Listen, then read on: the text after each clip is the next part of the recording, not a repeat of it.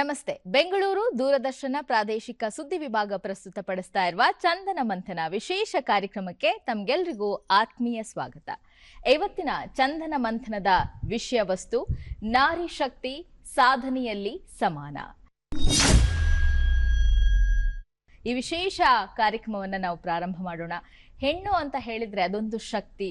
ಅವಳು ಅಬಲೆಯಲ್ಲ, ಸಬಲೆ. ಎಲ್ಲಾ ಕ್ಷೇತ್ರದಲ್ಲೂ ಕೂಡ ತನ್ನ ಛಾಪನ್ನ ಮೂಡಿಸ್ತಾ ಇದ್ದಾಳೆ. ಪುರುಷ ಪ್ರಧಾನ ಸಮಾಜದಲ್ಲಿ ತಾನು ಒಂದು ಅದ್ಭುತ ಶಕ್ತಿ ಅನ್ನೋದನ್ನ ಹಲವು ಕ್ಷೇತ್ರಗಳಲ್ಲಿ ರೂಪಿಸ್ತಾ ಇದ್ದಾಳೆ. ವಿಶೇಷವಾದಂತಹ ಒಂದು ಕಾರ್ಯಕ್ರಮವನ್ನ ನಾವು ಈ ಚಂದನ ಮಂಥನದಲ್ಲಿ ಹಮ್ಮಿಕೊಂಡಿದ್ದೀವಿ. ವಿಶೇಷ ಅತಿಥಿಗಳು ಕೂಡ ನಮ್ಮ ಕಾರ್ಯಕ್ರಮದಲ್ಲಿ ಭಾಗವಹಿಸ್ತಾ ಇದ್ದಾರೆ. ಪ್ರಮುಖವಾಗಿ ಇಲ್ಲಿ ತಮ್ಮ ಶಕ್ತಿ ಏನು ಅನ್ನೋದನ್ನ ಅದ್ಭುತವಾಗಿ ತೋರಿಸಿದ್ದಾರೆ. ಸಾಧನೆಯ ಉತ್ತುಂಗದಲ್ಲಿದ್ದಾರೆ. ಅವರನ್ನ ನಾವು ಕಾರ್ಯಕ್ರಮಕ್ಕೆ ಆತ್ಮೀಯವಾಗಿ ಬರಮಾಡಿಕೊಳ್ಳೋಣ. ಮೊದಲನೇದಾಗಿ ಟ್ರಾನ್ಸ್ಪೋರ್ಟ್ ಅಂತ ಹೇಳಿದ್ರೆ ಪುರುಷರು, ಆದ್ರೆ ಆ ಸಂಪ್ರದಾಯವನ್ನ ಕೂಡ ಹೊರದೂಡಿ ಮಹಿಳೆ ಅಲ್ಲೂ ಕೂಡ ತನ್ನ ಛಾಪನ್ನ ಮೂಡಿಸಿದ್ದಾಳೆ. ಇವತ್ತು ನಮ್ಮ ಕಾರ್ಯಕ್ರಮದಲ್ಲಿದ್ದಾರೆ ಗೋ ಪಿಂಕ್ ಪ್ರೀಮಿಯಂ ಕ್ಯಾಬ್ನ ಸಂಸ್ಥಾಪಕರಾಗಿರುವಂತಹ ಅನುರಾಧ BM ಅವರು. ಬನ್ನಿ, ಅವ್ರನ್ನ ಮೊದಲಿಗೆ ಕಾರ್ಯಕ್ರಮಕ್ಕೆ ಸ್ವಾಗತ ಕೋರೋಣ. ಮ್ಯಾಮ್, ಕಾರ್ಯಕ್ರಮಕ್ಕೆ ಆತ್ಮೀಯ ಸ್ವಾಗತ ನಿಮ್ಗೆ. ನಿಮಗೂ ಕೂಡ. ಓಕೆ, ನಮ್ಮ ಕಾರ್ಯಕ್ರಮದಲ್ಲಿ ಮತ್ತೊಬ್ಬ ಅತಿಥಿ ಕೂಡ ಇದ್ದಾರೆ. ಇವರು ಪ್ರಮುಖವಾಗಿ ಪುರುಷರು ಮಾಡುವಂತಹ ಕೆಲಸವನ್ನೇ ಪ್ರಧಾನವಾಗಿ ಆಯ್ಕೆ ಮಾಡ್ಕೊಂಡಿದ್ದಾರೆ. ಪುರೋಹಿತಿಗೆ ಅಥವಾ ಆಧ್ಯಾತ್ಮ ಮಂತ್ರಘೋಷಗಳನ್ನ ನಾವು ಎಲ್ಲ ದೇವಸ್ಥಾನಗಳಲ್ಲಿ ಅಥವಾ ಮದುವೆ ಕಾರ್ಯಕ್ರಮಗಳಲ್ಲಿ ಪುರುಷರೇ ಇರೋದನ್ನ ಗಮನಿಸ್ತೀವಿ. ಆದ್ರೆ ಆ ಕ್ಷೇತ್ರದಲ್ಲೂ ಕೂಡ ನಾನು ಸಾಧನೆಯನ್ನ ಮಾಡ್ತೀನಿ ಅನ್ನೋಂತಹ ಒಂದು ಮಹತ್ತರ ಹೆಜ್ಜೆಯನ್ನ ಇಟ್ಟಿದ್ದಾರೆ. ಆ ಅತಿಥಿ ಕೂಡ ನಮ್ಮ ಕಾರ್ಯಕ್ರಮದಲ್ಲಿ ಭಾಗಿಯಾಗಿದ್ದಾರೆ. ಬ್ರಹ್ಮವಾದಿನಿ ಕುಮಾರಿ ಭುವನೇಶ್ವರಿ ರವೀಂದ್ರಾಚಾರ್ಯ ಅವರು. ಈಗ PhD ಸ್ಕಾಲರ್ ಕೂಡ ಹೌದು. ವಿದ್ಯಾಭ್ಯಾಸವನ್ನ ಮಾಡ್ತಾ ಇದ್ದಾರೆ. ಕುಮಾರಿ ಭುವನೇಶ್ವರಿ ಅವರೇ, ನಿಮಗೂ ಕೂಡ ಕಾರ್ಯಕ್ರಮಕ್ಕೆ ಆತ್ಮೀಯ ಸ್ವಾಗತ. ಧನ್ಯವಾದಗಳು. ಹಾಗೆ ಮತ್ತೊಬ್ಬ ಅತಿಥಿ, ಕ್ರೀಡೆ ಅಂತ ಹೇಳಿದ್ರೆ ಪುರುಷರು ಮಾಡುವಂತಹ ಒಂದು ಆಡುವಂತಹ ಆಟ, ಅದರಲ್ಲೂ ಕಬಡ್ಡಿ ಗ್ರಾಮೀಣ ಕ್ರೀಡೆ. ಅಂತಹ ಕಠಿಣವಾದಂತಹ ಕ್ರೀಡೆಯಲ್ಲಿ ಉನ್ನತ ಸಾಧನೆಯನ್ನ ಮಾಡಿರುವಂತಹ ಮಹಿಳಾ ಆಟಗಾರ್ತಿ ಮಮತಾ ಪೂಜಾರಿ ಅವರು. ಇವರು ರಾಜ್ಯೋತ್ಸವ ಪ್ರಶಸ್ತಿಯನ್ನ ವಿಜೇತರಾಗಿದ್ದಾರೆ. ಜೊತೆಗೆ ಅರ್ಜುನ ಪ್ರಶಸ್ತಿ ವಿಜೇತರು. ಹಾಗೆ ಈಗ ಪ್ರಮುಖವಾಗಿ ಕಬಡ್ಡಿ ತರಬೇತುದಾರರಾಗಿ ತಮ್ಮ ಕರ್ತವ್ಯವನ್ನ ನಿರ್ವಹಿಸ್ತಾ ಇದ್ದಾರೆ. ಅವರನ್ನ ಕೂಡ ನಾವು ಕಾರ್ಯಕ್ರಮಕ್ಕೆ ಆತ್ಮೀಯವಾಗಿ ಸ್ವಾಗತ ಕೋರೋಣ. ಮಮತಾ ಅವರೇ, ಕಾರ್ಯಕ್ರಮಕ್ಕೆ ಆತ್ಮೀಯ ಸ್ವಾಗತ. Thank you. ಪ್ರಮುಖವಾಗಿ ನಮ್ಮ ಕುಮಾರಿ ಭುವನೇಶ್ವರಿ ಅವರು ಪುರೋಹಿತಿಗೆಯನ್ನ ಮಾಡ್ತಾ ಇದ್ದಾರೆ. ಎಂತಹ ಒಂದು ಕಷ್ಟವಾದಂತಹ ಕೆಲಸ. ನಾವು ಪುರುಷರನ್ನೇ ಇಲ್ಲಿ ಗಮನಿಸಬಹುದು. ಮಂತ್ರಘೋಷಗಳನ್ನ ಮಾಡೋ ಮೂಲಕ ನಿರರ್ಗಳವಾಗಿ ಅವರು ಸಂಸ್ಕೃತದಲ್ಲಿ ಮಂತ್ರಘೋಷಗಳನ್ನ ಮಾಡ್ತಾರೆ. ಅವರಿಂದನೇ ಕಾರ್ಯಕ್ರಮವನ್ನ ಪ್ರಾರಂಭ ಮಾಡೋಣ. ಕುಮಾರಿ ಭುವನೇಶ್ವರಿ ಅವರೇ, ನಿಮ್ಮಿಂದನೇ ಕಾರ್ಯಕ್ರಮ ಪ್ರಾರಂಭ ಆಗ್ಲಿ. ಒಂದು ಅದ್ಭುತವಾದಂತಹ ಶ್ಲೋಕದಿಂದ ಈ ಕಾರ್ಯಕ್ರಮನ ಪ್ರಾರಂಭ ಮಾಡೋಣ. ಓಂ ಶ್ರೀ ಗುರುಭ್ಯೋ ನಮಃ. ಹರಿಃ ಓಂ. ಯಾ ದೇವಿ ಸರ್ವಭೂತೇಷು ಶಕ್ತಿರೂಪೇಣ ಸಂಸ್ಥಿತಾ ನಮಸ್ತಸ್ಯೈ ನಮಸ್ತಸ್ಯೈ ನಮಸ್ತಸ್ಯೈ ನಮೋ ನಮಃ. ಸಕಲ ಜೀವರಾಶಿಗಳಲ್ಲಿ ಹಾಗೂ ಪ್ರತಿಯೊಂದು ಕಣಕಣದಲ್ಲಿಯೂ ಶಕ್ತಿ ರೂಪಳಾಗಿ ವಾಸಿಸುವಂತಹ ಆ ದೇವಿಗೆ ನಾನು ಪುನಃ ನಮಸ್ಕರಿಸುತ್ತೇನೆ. ನಮ್ಮ ಭಾರತ ದೇಶದಲ್ಲಿ ನಾವು ಹೆಣ್ಣಿಗೆ ಯಾವಾಗಲೂ ದೇವಿ ಸ್ವರೂಪವನ್ನೇ ನೀಡಿದ್ದೇವೆ. ಮತ್ತೆ ಅವಳು ಶಕ್ತಿ ರೂಪಳಾಗಿ ಇದ್ದಾಳೆ. ಖಂಡಿತ. ಈ ಪುರೋಹಿತಿಗೆಯನ್ನ ಆಯ್ಕೆ ಮಾಡ್ಕೊಂಡಿದ್ದೀರಿ. ಇದು ಎಲ್ಲರೂ ಕೂಡ ಎಲ್ಲಿ ನೋಡಿದ್ರು ಕೂಡ ಪುರುಷರಿರುವಂತಹ ಒಂದು ಕ್ಷೇತ್ರ ಅಂತ ಹೇಳ್ಬೋದು. ಯಾಕೆ ಇದನ್ನ ಆಯ್ಕೆ ಮಾಡ್ಕೊಂಡ್ರಿ? ಆಧ್ಯಾತ್ಮದ ಕಡೆಗೆ ಒಲವು ಹೇಗೆ ಹೆಚ್ಚಾಯ್ತು ನಿಮ್ಗೆ?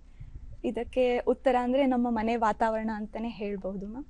ಯಾಕಂದ್ರೆ ನಮ್ಮ ತಂದೆಯವರು ಅವರು ಪ್ರಖಂಡ ಜ್ಯೋತಿಷರು, ಮತ್ತೆ ಪ್ರಸಿದ್ಧ ಪುರೋಹಿತರು, ಕೌನ್ಸಿಲರ್, ಮತ್ತೆ ಯೋಗ, ಸಂಸ್ಕೃತ, ಹೀಗೆ ಮಲ್ಟಿ ಟ್ಯಾಲೆಂಟೆಡ್ ಪರ್ಸನಾಲಿಟಿ ಅಂತ ಹೇಳಬಹುದು. ಮತ್ತೆ ನಮ್ಮ ತಾಯಿಯವರು ಕೂಡ ಜ್ಯೋತಿಷಿಗಳು. ಅವರು ಜ್ಯೋತಿಷಿಯನ್ನ ಮಾಡ್ತಾ ಇದ್ದಾರೆ. ಮತ್ತೆ ನಾನು ಸಣ್ಣ ಮಗು ಇದ್ದಾಗಿನಿಂದ ನೋಡ್ತಾ ಬಂದಿದ್ದೀನಿ. ನಮ್ಮ ಮನೆಯಲ್ಲಿ ತುಂಬ ಜನಗಳು ಪ್ರಶ್ನೆಕರ್ತರಾಗಿ ಬರ್ತಿದ್ರು. ಮತ್ತೆ ಏನೇನೋ ಸಮಸ್ಯೆ ಇದ್ದಾಗ ಅವರು ಬಂದು ಪರಿಹಾರಕ್ಕಾಗಿ ನಮ್ಮ ತಂದೆ ಹತ್ರ ಬಂದಾಗ ನಾನು ಅದು ನೋಡ್ತಾ ನೋಡ್ತಾ ಇದು ಎಂತಹ ಒಂದು ವಿಶೇಷವಾದ ಜ್ಞಾನ ನಮ್ಮ ತಂದೆಯವ್ರ ಹತ್ರ ಇರೋದು, ಅವ್ರು ಹೆಂಗೆ ಎಲ್ಲಾರ್ದು ಸಾಲ್ವ್ ಮಾಡ್ತಾರ, ಈ ಥರ ನನಗೆ ಅನಿಸ್ತಿತ್ತು. ಅದಕ್ಕೆ ಮತ್ತು ಅವ್ರು ಯಾವಾಗಲೂ ಸಿಂಪಲ್ ಲಿವಿಂಗ್ ಹೈ ಥಿಂಕಿಂಗನ್ನು ಫಾಲೋ ಮಾಡಿದ್ದಾರೆ. ಅಧ್ಯಾತ್ಮ ಜೀವನವನ್ನೇ ನಡೆಸ್ಕೊಂಡು ಬಂದಿದ್ದಾರೆ. ಮತ್ತು ಅವರು ಸಂಕಲ್ಪ ವಿದ್ಯೆ ಮತ್ತು ಈಗ ಏನಾದರೂ ಅನುಷ್ಠಾನ ಮಾಡ್ಲಿಕ್ಕೆ ಕೂತ್ರೆ ಒಂದು ವಜ್ರಾಸನದಲ್ಲೇ ಒಂದು 15 ತಾಸು ಕೂಡ್ತಾ ಇದ್ರು. ಈ ಶಕ್ತಿ ಹೆಂಗೆ ಬರ್ತದೆ ಅಂತ ಹೇಳಿ ನನಗೆ ಅವಾಗಿಂದನೂ ಅದು ಮಜಾ ಅನ್ನಿಸ್ತಿತ್ತು, ವಿಸ್ಮಯ ಅನ್ನಿಸ್ತಿತ್ತು. ಅವ್ರನ್ನ ನೋಡ್ಕೊಂಡೇ ಬೆಳೆದೆ, ಅವ್ರ ಪ್ರವಚನಗಳನ್ನು ಕೇಳಿದೆ. ಮತ್ತು ನನಗೆ ಅನ್ನಿಸ್ತು ಜನಗಳ ಕಷ್ಟಗಳನ್ನು ಕೇಳ್ತಿದ್ದೆ ಅಲ್ಲ, ಅವಾಗ ಅನಿಸ್ತು ಎಲ್ಲ ಫೈನಾನ್ಷಿಯಲಿ ಫಿಟ್ಟು ಇರಬಹುದು, ಎಲ್ಲ ಇದ್ರೂ ಕೂಡ, ಆದರೂ ಕೊನೆಗೆ ಮನಸ್ಸಿನ ನೆಮ್ಮದಿ ಇರಂಗಿಲ್ಲ. ಯಾಕೆ ಹಿಂಗೆ? ಮತ್ತು ಅಂದರೆ ಏನು ತೃಪ್ತಿ ಅನ್ನೋದು ಇರೋದಿಲ್ಲ. ಇದು ಯಾವಾಗ ಸಿಗತ್ತೆ ಅಂದರೆ ನಾವು ಅಧ್ಯಾತ್ಮದ ಜೀವನವನ್ನು ನಡೆಸಿದಾಗೆ ನಮಗೆ ಅದು ಸಿಗುತ್ತೆ ಅಂತ ಹೇಳಿ ನನಗೆ ಮನವರಿಕೆ ಆಯಿತು. ಆಗ ನಾನು ನಮ್ಮ ತಂದೆಯವರ ಹಾದಿಯನ್ನು ತುಳಿಯೋಣ, ಅವ್ರು ಹೇಳ್ಕೊಟ್ಟಂಗೆ ನನ್ನ ಜೀವನವನ್ನು ನಡೆಸೋಣ ಅಂಥೇಳಿ ನಾನು ಅಧ್ಯಾತ್ಮದ ಕಡೆ ನನಗೆ ಒಲವು ಮೂಡಿತು. ಅದಕ್ಕಾಗಿ ಆ ಜೀವನವನ್ನು ಆಯ್ಕೆ ಮಾಡ್ಕೊಂಡಿದ್ದೀನಿ. ಇನ್ನು ಪೌರೋಹಿತ್ಯ ಅಂತ ಹೇಳೋದಾದರೆ, ನಾನು 3rd ಸ್ಟ್ಯಾಂಡರ್ಡ್ ಇದ್ದಾಗನೇ ಕಾರ್ಯಕ್ರಮವನ್ನು ನಡೆಸಲಿಕ್ಕೆ ಹೋಗ್ತಿದ್ದೆ, ನಮ್ಮ ತಂದೆ ಜೊತೆ ಹೋಗ್ತಿದ್ದೆ. ಆವಾಗ ಅವರು ಅಂದರೆ ಮಂತ್ರ ಹೇಳು, ನೀ ಹಿಂಗೆ ಹೇಳು, ಕಾರ್ಯ ಮಾಡು ಅಂಥೇಳಿ ನನಗೆ ಹೇಳ್ಕೊಡ್ತಿದ್ರು, ನೀ ಮಾಡು ಅಂಥೇಳಿ. ಆಗ ನಾ ಏನು ಹೇಳ್ತಿದ್ದೆ, ಆಗ ಜನರೆಲ್ಲ ಅಪ್ರಿಷಿಯೇಟ್ ಮಾಡ್ತಿದ್ರು. ಇಷ್ಟು ಸಣ್ಣ ಹುಡುಗಿಯಾಗಿ ಮಂತ್ರ ಹೇಳ್ತಾಳೆ, ಅದು ಎಂಥ ಶಕ್ತಿ ಇರ್ಬೋದು ಅಂತ ಹಿಂಗೆಲ್ಲ ಹೇಳ್ತಿದ್ರು. ಅದು ನನಗೆ ಇನ್ಸೆಂಟಿವ್ಸ್ ಥರ ಸಿಗ್ತಾ ಇತ್ತು, ಇದು ಫೀಲ್ಡ್ ಚೆನ್ನಾಗಿದೆ ಅಂತ ಹೇಳಿ. ಹಾಗೆ ಬರ್ತಾ ಬರ್ತಾ ನಾನು ಮತ್ತೆ ನನಗೆ ಎಲ್ಲ ನಮ್ಮ ತಂದೆಯವರು ಸಂಸ್ಕಾರ ಎಲ್ಲವನ್ನೂ ನೀಡಿದರು, ಉಪನಯನ ಎಲ್ಲವನ್ನೂ ನೀಡಿದರು. ಆದರೆ ಸ್ವಲ್ಪ ಸ್ಟಡೀಸ್ ಅಂತ ಹೇಳಿ ಒಂದಿಷ್ಟು 5-6 ಇಯರ್ಸ್ ಗ್ಯಾಪ್ ಆಯಿತು ನಂದು. ಅದ್ರ ಕಡೆ ಕಾನ್ಸಂಟ್ರೇಷನ್ ಮಾಡ್ಲಿಕ್ಕೆ ಆಗಲಿಲ್ಲ, ತುಂಬ ಪ್ರೆಷರ್ ಇತ್ತು ಸ್ಟಡೀಸದು.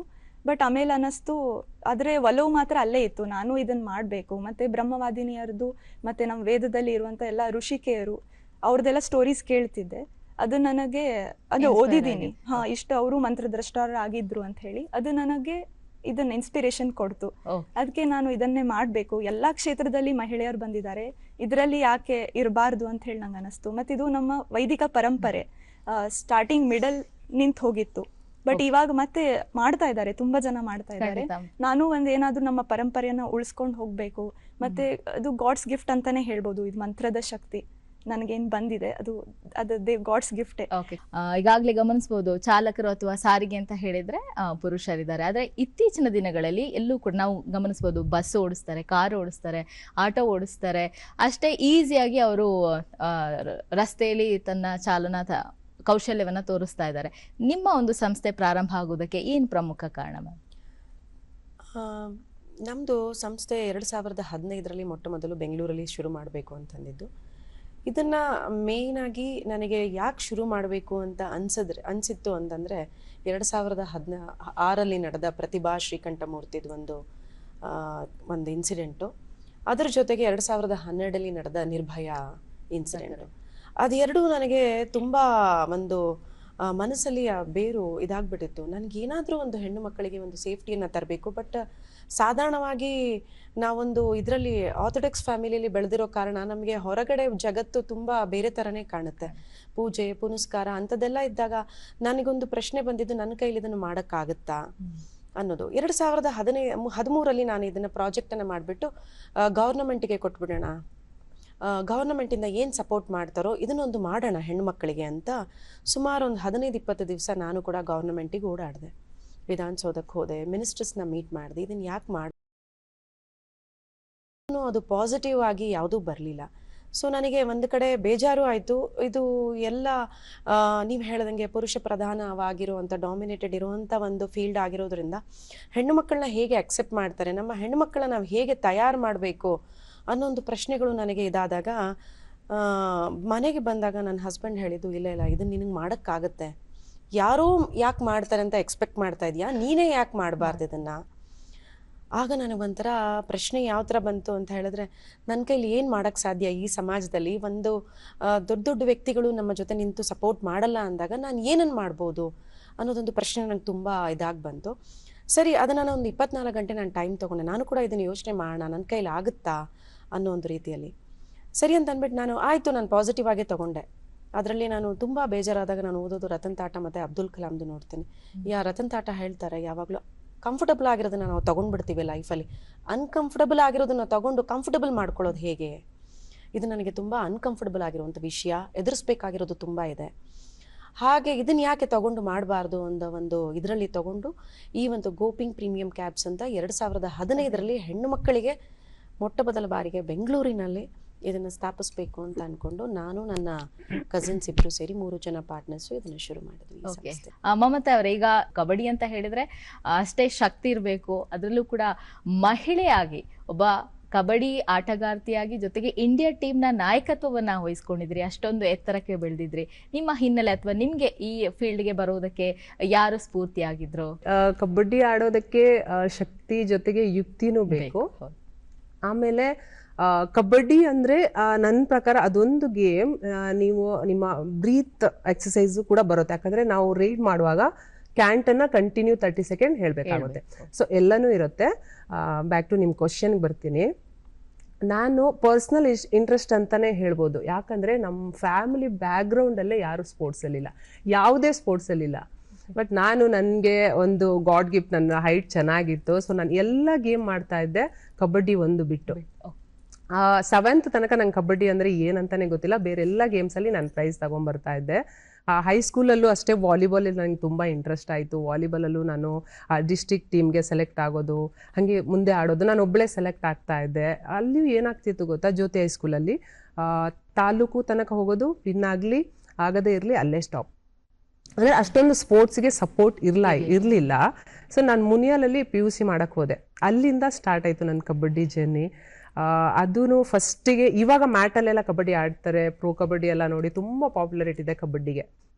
ಅವಾಗ ಮಣ್ಣಲ್ಲಿ ಕಬಡ್ಡಿ ಆಡ್ತಾ ಇದ್ದೀವಿ, ಪ್ಲಸ್ ಶಾರ್ಟ್ಸ್ ಹಾಕೋದು. ನಾನು ಊರಿಂದ ತುಂಬ ಹಳ್ಳಿ, ಇವಾಗ ಓಕೆ ಅಲ್ಲಿ ಅಕ್ಸೆಪ್ಟ್ ಮಾಡ್ತಾರೆ. ಅವಾಗ ನಾವು ಏನಿದ್ರು ಪ್ಯಾಂಟ್ ಹಾಕೊಂಡೇ ಪ್ರಾಕ್ಟೀಸ್ ಮಾಡ್ತಾ ಇದ್ವಿ. ನಾನು ಕೂಡ ಕಬಡ್ಡಿನ ಇಷ್ಟಪಡ್ತಾ ಇರಲಿಲ್ಲ. ನಾನು ಹೇಳ್ತಾ ಇದ್ದೆ ನನಗೆ ಆಡೋಕ್ಕಿಲ್ಲ.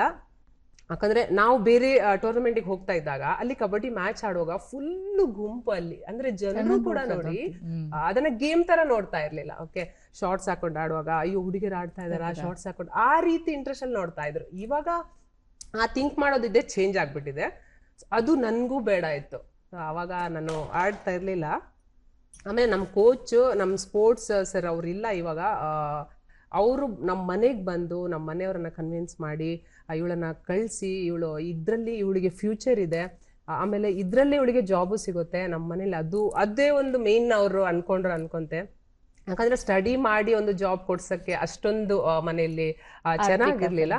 ಓದಿ, ಎಷ್ಟು ಓದ್ತೀರಾ ಓದಿ ಅಂತ, ಜಾಬ್ ಪಡಿಬೇಕಾದ್ರೆ ತುಂಬಾ ಓದ್ಬೇಕಾದ್ರೆ ಅಷ್ಟು ಬೇಗನೆ ಮದುವೆ ಬೇರೆ ಮಾಡ್ತಾ ಇದ್ರು ಅನ್ಸುತ್ತೆ. ಸೊ ಆಮೇಲೆ ಓಕೆ ಹಂಗಾದ್ರೆ ಇವಳನ್ನ ಕಳ್ಸೋಣ ಅಂತ ಹೇಳಿದ್ರು. PUC ಇಂದ ನಾನು ಫಸ್ಟಿಗೆ ಕಾಲೇಜ್ ಟೀಮಲ್ಲಿ ವಿನ್ನರ್ ಆದ್ವಿ, ತಾಲೂಕು, ಡಿಸ್ಟ್ರಿಕ್ಟ್, ಆಮೇಲೆ ಕರ್ನಾಟಕ ಸ್ಟೇಟ್, ಆಮೇಲೆ ನಾವು ಸ್ಟೇಟಿಂದ ನ್ಯಾಷನಲ್ ಟೀಮ್ಗೆ ಒಬ್ಬರೇ ಸೆಲೆಕ್ಟ್ ಆಗೋದು. ಹಾಗೆ ಸ್ಟೆಪ್ ಬೈ ಸ್ಟೆಪ್ ನನಗೆ ಚೆನ್ನಾಗೇ ಆಯಿತು. ಡಿಗ್ರಿಯಲ್ಲಿ ನನಗೆ ಫ್ರೀ ಎಜುಕೇಶನ್ ಕೂಡ ಆಯಿತು ಕಬಡ್ಡಿಯಿಂದ, ಸ್ಪೋರ್ಟ್ಸಿಂದ. ಹಾಗೆ ತುಂಬಾ ಜರ್ನೀಸ್ ಇದೆ. ನೀವು ಮಧ್ಯ ಮಧ್ಯೆ ಮಾತಾಡೋದು ಒಂದೊಂದೇ. ಖಂಡಿತ ಮಾತಾಡ್ತಾ ಹೋಗೋಣ. ಕುಮಾರಿ ಭುವನೇಶ್ವರಿ ಅವರೀಗ ಹೇಳ್ಬೋದು, ಪೌರವತಿಗೆ ಅಂತ ಹೇಳಿದ್ರೆ ತುಂಬಾ ಕಷ್ಟ. ಸಂಸ್ಕೃತ ಅಷ್ಟು ನಿರರ್ಗಳವಾಗಿ ನೀವೀಗ ಮಾತನಾಡ್ತಾ ಇದ್ದೀರಿ. ಕಲಿಕೆಯ ಪ್ರಾರಂಭ ಮನೆಯಲ್ಲೇ ಆಯ್ತು, ಮನೆಯ ವಾತಾವರಣ ಆಗಿದೆ ಅಂತ ಹೇಳ್ತಾ ಇದ್ರಿ. ಜೊತೆಗೆ ಇದನ್ನ ಕಲಿಬೇಕು ಅಂದ್ರೆ ಎಷ್ಟು ಕಷ್ಟ ಇದೆ ಇಲ್ಲಿ ತನಕ? ಈಗ ನೀವು PhD ಕೂಡ ಮಾಡ್ತಾ ಇದ್ದೀರಿ, ಹೇಗಿದೆ ಈ ಜರ್ನಿ ಈಗ ನಿಮ್ದು? ನಾನಂದ್ರೆ ಸ್ಟಾರ್ಟಿಂಗ್ ನಂದಂತೂ ಫಾರ್ಮಲ್ ಎಜುಕೇಷನ್ನೇ ಆಯಿತು ಮ್ಯಾಮ್. LKG ಇಂದ ಈ ಥರ ಹೈಸ್ಕೂಲ್, ಡಿಗ್ರಿ ಈ ಥರ ಎಲ್ಲ ಬಂದು ನಾನು, ಆದರೆ ಸಂಸ್ಕೃತ ಇಂಟ್ರೆಸ್ಟ್ ಇತ್ತು ನಂದು. ಹೆಂಗೆ ಗೃಹ ಗುರುಕುಲ ಅಂತ ಹೇಳಬಹುದು. ನಾನು ಟ್ರೆಡಿಷ್ನಲಿ ಪಾಠಶಾಲೆಗೆ ಹೋಗಿ ಕಲೀಲಿಕ್ಕೆ ಆಗಲಿಲ್ಲ. ಬಟ್ ತಂದೆಯವರೇ ಏನು ಕೊಡ್ಬೇಕು ಎಲ್ಲ ನನಗೆ ಮನೆಯಲ್ಲೇ ಕೊಡ್ತಾ ಬಂದರು. ಸಂಸ್ಕೃತ ಬೇಸನ್ನು ಅವರೇ ಹಾಕಿದರು. ಮತ್ತು ಅದನ್ನು ಕಲಿತಾ ನಾನು ಇದರಲ್ಲಿ ಇಂಟ್ರೆಸ್ಟ್ ತೋರಿಸ್ತಾ ಇದ್ದೆ. ಯಾಕಂದರೆ ನಮ್ಮದು ಟ್ರಸ್ಟ್ ಇತ್ತು, ಋಷಿ ಸಂಸ್ಕೃತಿ ಪ್ರತಿಷ್ಠಾನಂ ಅಂತ ಹೇಳಿ ತಂದೆಯವರು ನಡೆಸ್ತಿದ್ರು. ಆವಾಗ ಸಮ್ಮರ್ ಕ್ಯಾಂಪ್ ಅಂತ ಹೇಳಿ ಇಡ್ತಿದ್ರು, ಮಕ್ಕಳು ಬರ್ತಿದ್ರು, ಅವರಿಗೆಲ್ಲ ಕಲಿಸ್ತಿದ್ರು. ಹಾಗೆ ಅಲ್ಲಿ ನಾವು ಎಲ್ಲ ಉಪನಿಷತ್ ಕಥೆನ ಸ್ಕಿಟ್ ಆಗಿ ಡ್ರಾಮಾ ಥರ ಮಾಡ್ತಿದ್ವಿ. ಈ ಥರ ಸಂಸ್ಕೃತಲ್ಲಿ ಶ್ಲೋಕಗಳನ್ನು ಹೇಳೋದು, ಕಲಿಯೋದು, ಈ ಥರ ಎಲ್ಲ ಬರ್ತಾ ಬರ್ತಾ ಇದರ ಜೊತೆಗೆ ಅಂದರೆ ಬ್ಯಾಲೆನ್ಸ್ ಮಾಡ್ತಾ ಬಂದೆ ನಾನು. ಆದರೆ ಕಷ್ಟ ಇದೆ, ಯಾಕಂದರೆ ಫಾರ್ಮಲ್ ಎಜುಕೇಷನೂ ತುಂಬ ಹೆವಿ ಸಿಲೆಬಸ್ ಇರುತ್ತೆ, ಅಲ್ಲೂ ಟೈಮ್ ಕೊಡಬೇಕು. ಮತ್ತು ಅಟೆಂಡೆನ್ಸ್ ಅಂತ ಹೇಳಿ 75% ಅಟೆಂಡೆನ್ಸ್ ಅಂತ ಹೇಳಿರ್ತಾರೆ, ಹೋಗಬೇಕು. ಡಿಗ್ರಿವರೆಗೂ ನಾನು ಕಷ್ಟವನ್ನು ಅನುಭವಿಸಿದ್ದೇನೆ. ಅದಕ್ಕೆ ಮಿಡಲ್ ಸ್ಟಾಪ್ ಆಯಿತು ನಂದು. ಬಟ್ ಆಮೇಲೆ ನಾನು ಮತ್ತೆ ಯಾವಾಗ ಡಿಗ್ರಿ ಮುಗೀತು, ಪ್ರೊಫೆಷ್ನಲ್ ಆಗಿ ನಾನು ಸಂಸ್ಕೃತನ MAದಲ್ಲಿ ಅಭ್ಯಾಸ ಮಾಡಿದೆ, ತಗೊಂಡೆ. ಮತ್ತು ಈಗ ಇದನ್ನೇ ಪ್ರೊಫೆಷನ್ ಆಗಿ ನಾನು ತಗೋಬೇಕು. ಯಾಕಂದರೆ ನಾನು ನೋಡಿದೆ ಜನಗಳು ಇದನ್ನ ಈ ಪ್ರೊಫೆಷನ್ಗೆ ಎಷ್ಟು ಗೌರವ ಕೊಡ್ತಾರೆ. ಯಾರೇ ಇರಲಿ, ಎಕ್ಸಾಂಪಲ್ ಹೇಳ್ಬೇಕಂದ್ರೆ ಎಂತಹ ಅವನು ಕ್ರೂರಿ ಇದ್ದಾನೆ, ಎಷ್ಟೋ ಕೆಟ್ಟ ಕೆಲಸ ಮಾಡಿದಾನಂದ್ರೂ ಅವನಿಗೊಂದು ಪಾಪ ಪ್ರಜ್ಞೆ ಇರುತ್ತೆ ಒಳಗಡೆ. ಮತ್ತು ಯಾರಾದರೂ ಹೀಗೆ ಜನಗಳನ್ನ ನೋಡಿದರೆ, ಪುರೋಹಿತರನ್ನ ನೋಡಿದರೆ ಅವರಲ್ಲಿ ದೇವರನ್ನ ಕಾಣ್ತಾನೆ. ಇಂಥ ಶುದ್ಧವಾದ ಪರಿಶುದ್ಧವಾದ ಈ ಫೀಲ್ಡನ್ನು ನಾನು ಅಭ್ಯಾಸ ಮಾಡ್ತಾ ಬಂದೆ. ಬಟ್ ಇನ್ನೂ ಅಭ್ಯಾಸ ಮಾಡ್ತಾ ಇದ್ದೀನಿ, ಇನ್ನೂ ಮುಗ್ದಿಲ್ಲ. ಯಾಕಂದ್ರೆ ಕಲಿಕೆಗೆ ಅದು ಕೊನೆ ಇಲ್ಲ. ಕಲಿತಾ ಇದ್ದೀನಿ. ಇದನ್ನ ಎರಡು ಬ್ಯಾಲೆನ್ಸ್ ಮಾಡ್ತಾ ನಾ ಬಂದಿದ್ದೀನಿ. ಬಟ್ ನಾ ಹೇಳೋದೇನಂದ್ರೆ, ಯಾರಿಗಾದ್ರೂ ಇದನ್ನೇ ವೇದಾಧ್ಯಯನ ಮಾಡ್ಬೇಕಂದ್ರೆ ಅವರು ಕಂಪ್ಲೀಟ್ಲಿ ಇದಕ್ಕೆ ಡೆಡಿಕೇಟ್ ಮಾಡಬೇಕು. ಬ್ಯಾಲೆನ್ಸ್ ಮಾಡೋದು ಸ್ವಲ್ಪ ಕಷ್ಟ ಆಗತ್ತೆ ಅಂತ ಹೇಳಿ. ಮ್ಯಾಮ್, ಅನುರಾಧ ಮ್ಯಾಮ್, ನೀವು ಹೇಳ್ತಾ ಇದ್ರಿ ಪ್ರಾರಂಭದಲ್ಲಿ ಸರ್ಕಾರದಿಂದ ಯಾವುದೇ ರೀತಿಯ ಸಪೋರ್ಟ್ ಸಿಗ್ಲಿಲ್ಲ, ಮನೆಯಿಂದನೇ ನಿಮಗೆ ಮೊದಲ ಸಪೋರ್ಟ್ ಅಂತ ಹೇಳ್ಬೋದು. ಇವಾಗ 2015ರಿಂದ ಇಲ್ಲಿ ತನಕದ ಜರ್ನಿಯನ್ನ ನೋಡಿದ್ರೆ ನಿಮ್ಗೆ ಏನ್ ಅನ್ಸುತ್ತೆ ಮ್ಯಾಮ್? ಒಂಥರ ಫಸ್ಟ್ ಭಯ ಆಗುತ್ತೆ. ಯಾಕೆ ಅಂತ ಹೇಳಿದ್ರೆ, ಶುರು ಮಾಡಿದಾಗ ನಮಗೆ ಸಪೋರ್ಟ್ ಸಿಗಲಿಲ್ಲ. ಸಂಸ್ಥೆ ಶುರು ಮಾಡಿದ್ವಿ, ಹೆಣ್ಮಕ್ಳನ್ನ ನಾವೇನು ಅಂದ್ಕೊಂಡ್ವಿ, ಲೈಕ್ ಪೇಪರ್ಲಿ ಅಡ್ವರ್ಟೈಸ್ ಮಾಡಿದರೆ ಮತ್ತು ಬೇರೆ ಬೇರೆ ಎಲ್ಲ ನಾವು ಇದರಲ್ಲಿ ಅಡ್ವರ್ಟೈಸ್ ಮಾಡಿದರೆ ನಮಗೆ ಹೆಣ್ಮಕ್ಳು ಬೇಗ ಸಿಗ್ತಾರೆ, ನಾವು ಅವ್ರಿಗೆ ಡ್ರೈವಿಂಗ್ ಕ್ಲಾಸ್ ಹೇಳ್ಕೊಡ್ಬೋದು, ಅಥವಾ ಡ್ರೈವಿಂಗ್ ಇರೋರಿಗೆ ನಾವು ಹೇಳ್ಕೊಡ್ಬೋದು ಅನ್ನೋ ಒಂದು ಇದರಲ್ಲಿ ಇದು ಮಾಡ್ಕೊಂಡ್ವಿ. ಸೊ ಆಮೇಲೆ ನಮ್ಗೆ ಏನಂತ ಅನ್ನಿಸ್ತು ಅಂದರೆ, ನಾವು ಅಂದ್ಕೊಂಡಿದ್ದು ಕಂಪ್ಲೀಟಾಗಿ ಅದು ಏನೂ ಇಲ್ಲ ಅಂತ ಅನ್ನಿಸ್ತು. ಅಂದರೆ ಹೆಣ್ಮಕ್ಳು ಎಲ್ಲೂ ಬರೋದಿಲ್ಲ ಅನ್ನೋದು ನಮಗೆ ಅನ್ನಿಸ್ತು. ಸೊ ನಾವೇನು ಮಾಡಿದ್ವಿ, ಫಸ್ಟ್ ನಮ್ಮದು ಟಾರ್ಗೆಟ್ ಆಗಿದ್ದು ಎಂಥ ಹೆಣ್ಮಕ್ಳಿಗೆ ನಾವು ಕೊಡಬೇಕು ಮತ್ತು ಎಂಥ ಹೆಣ್ಮಕ್ಳಿಗೆ ನಾವು ಸೇವೆಯನ್ನು ಕೊಡಬೇಕು. ಇಲ್ಲಿ 2 ಥರ ಬರುತ್ತೆ, ಒಂದು ಸರ್ವೀಸು, ಒಂದು ಯಾರು ಮತ್ತೆ ಡ್ರೈವ್ ಮಾಡ್ತಾರೆ ಅನ್ನೋದು. ಸೊ ಡ್ರೈವಿಂಗ್ ಅಂತ ಬಂದಾಗ ನಾವೇನು ಮಾಡಿದ್ವಿ, ಹೆಣ್ಮಕ್ಳಿಗೆ ಒಂದು ಅಂಡರ್ ಪ್ರಿವಿಲೇಜ್ಡ್ ವುಮೆನ್ಗೆ, ಅಂದರೆ ಲೈಕ್ ಅಭಯಾಶ್ರಮ ನೊಂದು ಬೆಂದಿರೋ ಹೆಣ್ಣು ಮಕ್ಕಳಿಗೆ ಇಂಥ ಒಂದು ಚಾಲೆಂಜನ್ನು ಕೊಟ್ಟಾಗ, ಆಲ್ರೆಡಿ ಅವ್ರ ಲೈಫಲ್ಲಿ ಎಲ್ಲ ಥರ ಚಾಲೆಂಜಸ್ಸು ಅವ್ರು ಫೇಸ್ ಮಾಡಿರ್ತಾರೆ. ಅಂಥವ್ರಿಗೆ ನಾವು ಇದನ್ನೇ ಸ್ವಲ್ಪ ಟ್ರೈನ್ ಮಾಡಿ ಅವರಿಗೆ ಒಂದು ಪ್ರೋತ್ಸಾಹವನ್ನು ಕೊಟ್ಟಾಗ ಅವ್ರು ಹೇಗೆ ಇನ್ನೂ ಇದನ್ನು ತಗೊಂಡು ಹೋಗ್ತಾರೆ ಅನ್ನೋದು ಒಂದು ನಮಗೆ ಒಂದಿದಿತ್ತು. ಸೊ ಅವರಿಗೊಂದು ಆಪರ್ಚುನಿಟಿ ಕೊಡೋಣ ಅಂತ ಹೇಳಿ ಫಸ್ಟ್ ನಾವು ಅಭಯಾಶ್ರಮಗಳಿಗೆ ಹೋಗಿ ಪ್ರೆಸೆಂಟೇಷನ್ನ ಕೊಟ್ವಿ. ಅಲ್ಲಿರೋ ಹೆಣ್ಮಕ್ಳಿಗೆ, ನಾವು ಆಸಕ್ತಿ ಇರೋ ಹೆಣ್ಮಕ್ಳಿಗೆ ಆಯ್ಕೆ ಮಾಡ್ಕೊಳ್ಳೋಕೆ ಶುರು ಮಾಡಿದ್ವಿ. ನಾವು ಆಯ್ಕೆ ಮಾಡ್ಕೊಂಡ ಮೇಲೆ ಆ ಹೆಣ್ಣು ಮಕ್ಕಳನ್ನ ನಾವು ನೆಕ್ಸ್ಟ್ ಬರೋದು ನಮಗೆ ಟ್ರೈನಿಂಗ್ ಯಾರು ಕೊಡ್ತಾರೆ ಅನ್ನೋ ಒಂದು ಪ್ರಶ್ನೆ. ಫಸ್ಟ್ ಹೆಣ್ಮಕ್ಳು ಸಿಕ್ಕಿತು, ಹೆಣ್ಮಕ್ಳಿಗೆ ಆಸಕ್ತಿ ಇದೆ ಅಂತ ನಮಗೆ ಗೊತ್ತಾಗದಂದ್ಮೇಲೆ ಆಮೇಲೆ ಟ್ರೈನಿಂಗು. ಸೊ ಇದಕ್ಕೆಲ್ಲ ಫೈನಾನ್ಸ್ ಬ್ಯಾಕಪ್ ತುಂಬಾನೇ ಬೇಕಾಗುತ್ತೆ. ಸೊ ಇದು ಏನು ಇಲ್ದಿರೋ ಅಂತ ಒಂದು ಸ್ಕ್ರಾಚ್ ಇಂದ ಬಂದಿರುವಂಥದ್ದು ಅಂತ ಹೇಳ್ಬೋದು. ಇಲ್ಲಿ ನಮ್ಮ ಒಂದು ಐಡಿಯಾ ಮಾತ್ರ ಪ್ರೆಸೆಂಟ್, ಬೇರೆ ಏನೂ ಇಲ್ಲ, ಎಲ್ಲ ರೆಡಿ ಮಾಡ್ಕೋಬೇಕು ನಾವೇ ಆ ಥರ. ಸೊ ಹಾಗಾಗಿ ನೆಕ್ಸ್ಟ್ ನಾವು ಬಂದಿದ್ದು ಲೈಕ್ ಮಾರುತಿ ಡ್ರೈವಿಂಗ್ ಸ್ಕೂಲು ಮತ್ತು ಹೊಂಡಾಯಿ ಡ್ರೈವಿಂಗ್ ಸ್ಕೂಲು ಅಂಥದಕ್ಕೆ ಯಾಕೆ ನಾವು ಕೇಳಬಾರ್ದು ಅಂತ ಹೇಳಿ ಸೊ ನಾವು ಅವ್ರನ್ನ ಮೀಟ್ ಮಾಡಿದ್ವಿ. ಅವ್ರನ್ನ ಮೀಟ್ ಮಾಡಿದಾಗ ಅವ್ರು ಹೇಳಿದ್ದು, ಮೇಡಮ್ ಒಂದು 10 ಕ್ಲಾಸಿಗೆ 14,000 ಆಗುತ್ತೆ, ಆ ಥರ ಆಗುತ್ತೆ ಅಂತ. ಆ್ಯಂಡ್ ಝೀರೋ ಫೈನಾನ್ಸ್ ಇರುವಾಗ ಹೆಣ್ಮಕ್ಳಿಗೆ ಹೇಗೆ ಕೊಡ್ಬೋದು ಇದನ್ನು ಅಂತ ಹೇಳಿ ನಾವೇನು ಮಾಡಿದ್ವಿ ಅಂದರೆ, ಅವರ ಹೆಡ್ ಆಫೀಸ್ಗೆ ನಾವು ಮೀಟ್ ಮಾಡಿ, ಅಲ್ಲಿಂದ ಡೆಲ್ಲಿಯಿಂದ ಸ್ವಲ್ಪ ಪೀಪಲ್ನ ನಾವು ಬ್ಯಾಂಗ್ಳೂರಿಗೆ ಅವ್ರು ಬರೋ ಥರ ಇದ್ದ ಒಂದು ಟೈಮಲ್ಲಿ ನಾವು ಅವ್ರನ್ನ ಹೋಗಿ ಮೀಟ್ ಮಾಡಿ, ಸರ್ ಈ ಥರ ಒಂದು ಉದ್ದೇಶವನ್ನು ಇಟ್ಕೊಂಡು ನಾವು ಮಾಡ್ತಾ ಇದ್ದೀವಿ, ಸೊ ನಿಮ್ಮ ಸಪೋರ್ಟ್ ಹೇಗಿದೆ ನಮಗೆ ಅಂತ ಕೇಳಿದಾಗ ನಾವು ಎಕ್ಸ್ಪ್ಲೈನ್ ಮಾಡಿದ್ವಿ. ಸರ್ ಈ ಥರ ಒಂದು 10 ಕ್ಲಾಸು 12 ಕ್ಲಾಸಿಗೆ ನಾವು ಹೆಣ್ಣು ಮಕ್ಕಳನ್ನ ನಾವು ಪ್ರಿಪೇರ್ ಮಾಡೋಕ್ಕಾಗಲ್ಲ, ನಾವೇನೇ ಇದ್ರೂ ಒಂದು 50 ಅವರ್ ಒಂದು ಕ್ಲಾಸ್ನ ಒಂದು ಪ್ರಾಜೆಕ್ಟ್ ಥರ ಮಾಡೋಣ, ಉನ್ನತಿ ಅಂತ ಅದಕ್ಕೊಂದು ಹೆಸರಿಟ್ವಿ. ಸೊ ಆ ಉನ್ನತಿಯಲ್ಲಿ ಏನಂತ ಹೇಳಿದ್ರೆ, ಒಂದು ಹೆಣ್ಣು ಮಗುವಿಗೆ 5ರಿಂದ 10 ಕ್ಲಾಸ್ ತಗೊಂಡ್ರೆ ಆಕೆ ತನ್ನ ಮನೆ ಕಾರನ್ನು ಮಾತ್ರ ಓಡಿಸ್ಬೋದು, ಯಾಕಂದ್ರೆ ಎವ್ರಿ ಡೇ ಅವ್ರಿಗೆ ಅದು ಸಿಗುತ್ತೆ. ಬಟ್ ಆದ್ರೆ ಇದ್ರಲ್ಲಿ ಏನೂ ಗೊತ್ತಿಲ್ದಿರುವಂತ ಒಂದು ಹೆಣ್ಮಗುವಿಗೆ ತನ್ನ ಒಂದು ಡ್ರೀಮಲ್ಲಿ ಕೂಡ ಇರೋದಿಲ್ಲ, ನಾನು ಒಂದು ಕಾರನ್ನ ಹತ್ತಿ ಇನ್ನೊಂದು ಹೆಣ್ಣು ಮಗುವಿಗೆ ನಾನು ಸೇವೆಯನ್ನು ಕೊಡ್ತೇನೆ ಅನ್ನೋ ಒಂದು. ಸೊ ಅದ್ರಲ್ಲಿ ನಾವು ಯಾವ ರೀತಿ ಮಾಡಬೇಕು ಅಂತಂದಾಗ ನಾವೇನು ಅನ್ಕೊಂಡ್ವಿ, ನಾವೊಂದು ಅದನ್ನ ಒಂದು ಪ್ರಾಜೆಕ್ಟ್ ರೀತಿಯಲ್ಲಿ ಮಾಡಿಕೊಟ್ಟೆ. ಸೊ ಒಂದು 5ರಿಂದ 10 ಕ್ಲಾಸು ಒಂದು ಹೆಣ್ಣು ಮಗುವಿಗೆ ಸಿಮ್ಯುಲೇಟರ್ಲಿ ಫಸ್ಟ್ ಪ್ರಾಕ್ಟೀಸ್ ಮಾಡಿಸೋದು, ಆಕೆಗೆ ಒಂದು ಥಿಯರಿ ಬ್ಯಾಕಪ್ ಅನ್ನು 4 ಚಕ್ರ ಯಾವ ಥರ ಇರುತ್ತೆ, ನಾವು ಹೇಗೆ ಓಡಿಸ್ಬೇಕಾದ್ರೆ ಏನೇನು ಮುಖ್ಯವಾದದನ್ನು ಗಮನಿಸಬೇಕಾಗತ್ತೆ, ಕಾರಲ್ಲಿ ಕೂತಾಗ ಏನು ಬೇಕು ನಮಗೆ, ಅದನ್ನೆಲ್ಲ ಒಂದು ಥಿಯರಿ ಪ್ಯಾಕೇಜು ಒಂದು 5 ಅವರು. ಅದ್ರ ಜೊತೆಗೆ 36 ಅವರ್ಸ್ ಆಫ್ ಪ್ರಾಕ್ಟಿಕಲ್ ಟ್ರೈನಿಂಗ್, ಕಾರಲ್ಲಿ ಕೂತು ಹೆಣ್ಮಗುವಿಗೆ ಒಂದು ಫಸ್ಟ್ ಗೇರ್ ಅಂದರೆ ಏನು, ಸೆಕೆಂಡ್ ಗೇರ್ ಅಂದರೆ ಏನು, ಥರ್ಡ್ ಫೋರ್ತ್ ರಿವರ್ಸ್ ಅಂದರೆ ಏನು, ಮತ್ತು ಬ್ಯಾಂಗ್ಳೂರಲ್ಲಿ ಅತಿ ಮುಖ್ಯವಾಗಿ ಬೇಕಾಗಿರೋದು ಪಾರ್ಕಿಂಗ್ ಹೇಗೆ ಮಾಡೋದು. ಪಾರ್ಕಿಂಗ್ ಅಂತ ಹೇಳಿದ್ರೆ ತುಂಬಾ ಇದು, ಈ ಟ್ರಾಫಿಕಲ್ಲಿ ಪಾರ್ಕಿಂಗ್ ಹೇಗೆ, ಮತ್ತೆ ಯೂ ಟರ್ನ್ ಹೇಗೆ, ರಿವರ್ಸ್ ಹೇಗೆ, ಅಪಿಲ್ ಹೇಗೆ, ನಾವು ಹೆಣ್ಮಕ್ಳಿಗೆ ನಾವು ಎಲ್ಲವನ್ನೂ ಹೇಳ್ಕೊಡ್ಬೇಕಾಗತ್ತೆ, ಯಾಕಂದ್ರೆ ಇದು ಹೋಲ್ ಪ್ಯಾಕೇಜ್ ಇದು ಅನ್ನೋ ಒಂದು ಚಾಲೆಂಜಸ್ ನಮಗೆ ಬಂದಾಗ ಇದನ್ನೆಲ್ಲ ನಾವು ಮುಂದಕ್ಕಿಟ್ಟಾಗ ಅವರಿಗೆ ಒಂದು ಆಸಕ್ತಿ ಬಂತು. ಖಂಡಿತ ಮೇಡಮ್ ಇದೊಂದು ವಿಶೇಷವಾಗಿದೆ, ಇದನ್ನ ನಾವು ತಗೊಳ್ತೀವಿ ಅಂತ ಅಂದ್ಬಿಟ್ಟು ಅವರೇ ಮುಂದೆ ಬಂದು, ಮೇಡಮ್ ಇದನ್ನ ನಾವು CSR ರೂಪದಲ್ಲಿ ಮಾಡೋಣ ಅಂತ ಹೇಳಿ ಕಾರ್ಪೊರೇಟ್ ಫಂಡ್ಸ್ ಇಂದ ತಗೊಂಡು ನಮಗೆ ನೀವು ಎಷ್ಟು ಹೆಣ್ಮಕ್ಳನ್ನ ಕರ್ಕೊಂಬರ್ತೀರಾ ಕರ್ಕೊಂಬನ್ನಿ, ಸೊ ಆ ಫ್ರೀಡಮ್ ಅನ್ನು ನಮಗೆ ಕೊಟ್ಟರು. ಸೊ ನಾವು ಅಲ್ಲಿಂದ ನಮ್ಮ ಜರ್ನಿ ಶುರುವಾಗಿದ್ದು ಹೇಗೆ ಅಂದರೆ, 150ರಿಂದ 350 ಹೆಣ್ಣು ಮಕ್ಕಳಿಗೆ ನಾವು ಪ್ರಾಕ್ಟೀಸನ್ನು ಕೊಡ್ತಾ ಬಂದ್ವಿ. Free training 50 hours of package of ಟ್ರೈನಿಂಗ್ನ ನಾವು ಹೆಣ್ಣು ಮಕ್ಕಳಿಗೆ ಟ್ರೈನಿಂಗ್ ಮಾಡಿದ್ವಿ. ಈಗ ಟ್ರೈನಿಂಗ್ ಆದಮೇಲೆ ನೆಕ್ಸ್ಟ್ ಬಂದಿದ್ದ ಚಾಲೆಂಜ್ ಏನಂತ ಹೇಳಿದ್ರೆ, ಆಕೆಗೆ DL ಸಿಕ್ಕಿದ ಮೇಲೆ ಆಕೆ ನಮ್ಮ ಒಂದು ಇದು ಏನಂದರೆ ಟರ್ಮ್ ಏನು ಹೇಳುತ್ತೆ ಅಂದರೆ, ನಾವು ನಮ್ಮದೇ ಆದ ಒಂದು DLನ ತಗೊಂಡ ಮೇಲೆ ಕಮರ್ಷಿಯಲ್ ಡ್ರೈವ್ನ ನಾವು ಮಾಡೋಕ್ಕಾಗಲ್ಲ, 1 ವರ್ಷ ನಾವು ನಾರ್ಮಲ್ DLಲ್ಲಿ ಡ್ರೈವ್ ಮಾಡಬೇಕು ಅನ್ನೋ ಒಂದು. ಸೊ ನಾವು 1 ವರ್ಷ ಹೆಣ್ಣು ಮಕ್ಕಳನ್ನ ಹೇಗೆ ನೀವು ಅಕಾಮಡೇಟ್ ಮಾಡ್ತೀರಾ, ನಾವು ಸುಮಾರು ಜನ ಹೆಣ್ಮಕ್ಳಿಗೆ ನಾವು ಅಬಲಾಶ್ರಮ ಅಭಯಾಶ್ರಮ ಜೊತೆಗೆ ಗಾರ್ಮೆಂಟ್ಸ್ ಹೆಣ್ಮಕ್ಳು ಬೇರೆ ಬೇರೆ ಹೆಣ್ಮಕ್ಳಿಗೆಲ್ಲ ನಾವು ಈ ಟ್ರೈನಿಂಗ್ ಅನ್ನ ಕೊಡ್ತಾ ಇದೀವಿ. ಈ ಟ್ರೈನಿಂಗ್ ಅನ್ನ ಕೊಟ್ಟಿದ್ದ ಹೆಣ್ಮಕ್ಳನ್ನ ಉಳಿಸ್ಕೊಳ್ಳೋದು ತುಂಬಾ ಇಂಪಾರ್ಟೆಂಟ್ ಆಗುತ್ತೆ. ಉಳಿಸ್ಕೊಳ್ಳೋದ್ರ ಜೊತೆಗೆ ಹೆಣ್ಮಗುವಿಗೆ ಫ್ಯಾಮಿಲಿ ಅಂತ ಬಂದಾಗ ಮನೆಯಲ್ಲಿ ಫಸ್ಟ್ ಹೇಳೋದು ನಿನ್ ಕೈಲಿ ಇದು ಆಗ್ದಿರೋ ಅಂತದ್ದು, ನೀನ್ ಹೆಂಗ್ ಓಡಿಸ್ತೀಯಾ, ಮನೆ ಮಕ್ಳಿದ್ದಾರೆ, ನೀನ್ ಆಕೆ ಮಕ್ಕಳನ್ನೆಲ್ಲ ಬಿಟ್ಟು ನೀನ್ ಹೆಂಗ್ ಹೋಗ್ತೀಯಾ, ಆ್ಯಂಡ್ ಇದು ಹೆಣ್ಮಕ್ಳಿಗೆ ಸುರಕ್ಷತೆ ಅಂತ ಬಂದಾಗ ನೈಟ್ ಟೈಮ್ ಆಗುತ್ತೆ, ಇದನ್ನ ಹೆಂಗ್ ಡ್ರೈವ್ ಮಾಡ್ತೀಯಾ, ಹಲವಾರು ಪ್ರಶ್ನೆಗಳಿಗೆ ಉತ್ತರ. ಸೊ ಹಾಗಾಗಿ ನನಗ್ ಬಂದಿದ್ ಫಸ್ಟ್ ಇದನ್ನ ನಾನ್ ಕಲ್ತ್ರೆ ಮಾತ್ರ ಇದನ್ನ ಹೆಣ್ಮಕ್ಳಿಗೆ ನಾನು ಉತ್ತರ ಕೊಡಕ್ಕಾಗೋದು. ಸವಾಲುಗಳ ಬಗ್ಗೆ ಆ ಸವಾಲುಗಳು ಮ್ಯಾಮ್. ಎಸ್ ಕಬಡ್ಡಿ ಅಂತ ಹೇಳಿದ ತಕ್ಷಣ ನೀವು ಹೇಳ್ತಾ ಇದ್ರಿ ಯಾವ ರೀತಿ ಶಕ್ತಿ ಜೊತೆಗೆ ಯುಕ್ತಿ ಬೇಕು ಅಂತ. ಈಗ ತರಬೇತುದಾರರಿಗೆ ಒಂದು ಇಡೀ ಟೀಮ್ ಅನ್ನ ಲೀಡ್ ಮಾಡಿದ ನಂತರ ಈಗ ತರಬೇತುದಾರರಾಗಿ ನೀವು ಕೆಲಸವನ್ನ ಮಾಡ್ತಾ ಇದ್ದೀರಿ. ಯಾವ ರೀತಿಯ ಸವಾಲುಗಳನ್ನ ಈಗ ನೀವು ಕಾಣ್ತಾ ಇದ್ದೀರಿ, ಅಥವಾ ಅವ್ರಿಗೆ ಟೀಚ್ ಮಾಡುವಂತ ಸಂದರ್ಭದಲ್ಲಿ ಹೊಸ ಯುವ ಪ್ರತಿಭೆಗಳು ಈ ಫೀಲ್ಡ್ಗೆ ಬರಬೇಕು ಅಂತ ಹೇಳಿದ್ರೆ ಏನ್ ಪ್ರಮುಖವಾಗಿ ಬೇಕು ಅಂತ ಅನ್ಸುತ್ತೆ ಮ್ಯಾಮ್ ನಿಮ್ಗೆ? ಇವಾಗ ಸಮಾಜದಲ್ಲಿ ನಮಗೆ ತುಂಬಾ ಪ್ರಾಬ್ಲಮ್ ಸಿಗುತ್ತೆ. ಇಲ್ಲ ಫಸ್ಟಿಗೆ ಒಂದು ಹುಡುಗಿ ಅನ್ನೋದು ಒಂದು ಮನ್ಸಲ್ಲಿ ಬರುತ್ತೆ ಜನರಿಗೆ, ಆಯ್ತಾ. ಫಸ್ಟಿಗೆ ನಾವು ಸ್ಟ್ರಾಂಗ್ ಆಗಿರ್ಬೇಕು. ನಮ್ಗೆ ಏನು ಕಷ್ಟ ಬಂದ್ರು ಏನು ಬಂದ್ರು ನಾನು ಫೇಸ್ ಮಾಡ್ತೀನಿ, ನಾನು ಕಾನ್ಫಿಡೆಂಟ್ ಆಗಿರ್ತೀನಿ. ನಿಮ್ಮ ಕಾನ್ಫಿಡೆನ್ಸ್ ಲೆವೆಲ್ಲೇ ಅವರ ಒಂದು ಲುಕ್ಕನ್ನು ಚೇಂಜ್ ಮಾಡುತ್ತೆ, ಓಕೆನಾ. ಅದನ್ನು ನಾನು ನನ್ನ ಸ್ಟೂಡೆಂಟ್ಸಿಗೆ ಹೇಳಿಕೊಡ್ತೀನಿ. ನಾನು ಪ್ರಾಕ್ಟೀಸ್ ಮಾಡುವಾಗ ಆಗ್ಬೋದು, ನಮ್ಮ ಟೈಮಲ್ಲಿರೋ ಫೆಸಿಲಿಟಿಗೂ ಇವಾಗಕ್ಕೂ ತುಂಬ ಚೇಂಜಸ್ ಇದೆ. ಸೊ ಅದನ್ನೆಲ್ಲ ಯಾವ ರೀತಿ ಉಪಯೋಗ ಮಾಡ್ಕೋಬೇಕು ಅದನ್ನು ಹೇಳಿಕೊಡ್ತೀನಿ. ಇವಾಗ ಹೆಂಗೆ ಅಂದರೆ ನನ್ನ ಫೀಲ್ಡಲ್ಲಿ ಮಕ್ಕಳು ಹೆಂಗೆ ಅವರಿಗೆಲ್ಲ ಬೇಗನೆ ಅಚೀವ್ಮೆಂಟ್ ಬೇಕು, ಹಾರ್ಡ್ ವರ್ಕ್ ಮಾಡೋಕ್ಕಿಲ್ಲ, ಕಷ್ಟ ಪಡೋಕ್ಕಿಲ್ಲ.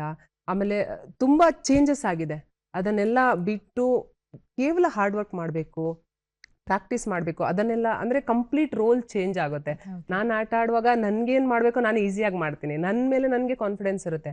ಬಟ್ ಆ ಮಕ್ಕಳಿಗೆ ಕಾನ್ಫಿಡೆನ್ಸ್ ತರೋದಾಗಲಿ, ಇಂಡಿಯನ್ ಟೀಮ್ ಅಂದರೆ ಇವಾಗ ಒಂದು ಡಿಸ್ಟ್ರಿಕ್ಟ್ ಸ್ಟೇಟ್ ಎಲ್ಲ ಆಡಿದ ಮೇಲೆ ಅವರು ಬೆಸ್ಟ್ ಆಗಿ ಬರ್ತಾರೆ ಇಂಡಿಯನ್ ಟೀಮ್ಗೆ. ಅಲ್ಲಿ ಅವರ ಬೆಸ್ಟನ್ನು ನಾವು ಯಾವ ರೀತಿ ಕೊಡ್ಬೇಕು, ಯಾಕಂದರೆ ಅವರ ಬೆಸ್ಟನ್ನು ಆಲ್ರೆಡಿ ತೆಗ್ದಿರ್ತಾರೆ. ಅವರ ಪರ್ಸನಲ್ ಕೋಚಸ್, ಅವರ ಪೇರೆಂಟ್ಸ್ ತುಂಬ ಸಪೋರ್ಟ್ ಇರುತ್ತೆ, ತುಂಬ ಸ್ಟೆಪ್ಸ್ ಇರುತ್ತೆ. ಅಲ್ಲಿ ನಾವು ಏನಾಡ್ಬೇಕಂದ್ರೆ ಇಂಟರ್ನ್ಯಾಷನಲ್ಗೆ ಹೋದಾಗ ನೀವು ಯಾವ ರೀತಿ ಪಾಲಿಶ್ ಆಗಬೇಕು ಆ ರೀತಿಯ ಟ್ರೈನಿಂಗ್ ಅನ್ನ ಕೊಡೋದಾಗ್ಲಿ.